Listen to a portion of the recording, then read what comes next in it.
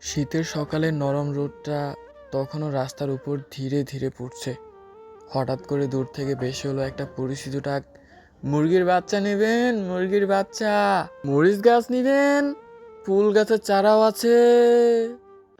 Van গাড়িটা ধীরে ধীরে আমাদের গেটের সামনে দিয়ে যাচ্ছিল। ভ্যানে সাজানো সবুজ সবুজ মরিচ গাছ, রঙিন ফুলের চারা, আর ছোট ছোট মুরগির বাচ্চাগুলোর কিচিরমিচির শব্দ। সব মিলিয়ে মনে হচ্ছিল যেন গ্রামের একটা জীবন্ত ছবি। মনটা হঠাৎ কেমন করে উঠল। আমি গেট খুলে বাইরে বেরিয়ে এলাম।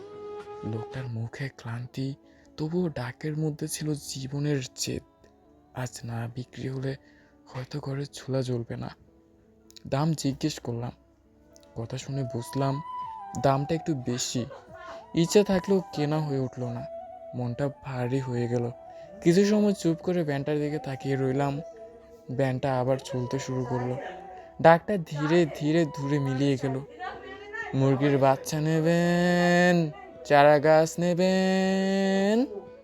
কিন্তু সেই ডাকটা মনে অনেকক্ষণ ধরে বেজে যেতে থাকলো। সব সময় যে না কেনাই সবচেয়ে কঠিন হয়, কখনো কখনো না পারার কষ্টটাই বেশি ভারী হয়। আজ দামটা বেশি ছিল বলেই হয়তো কেনা হলো না, কারণ আমারও তো থাকতে হবে।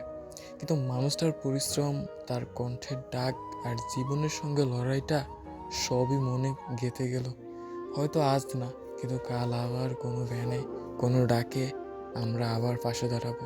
কারণ ছোট ছোট মানুষের গল্পগুলোই আসলে আমাদের জীবনকে সবচেয়ে বড় শিক্ষা দেয়।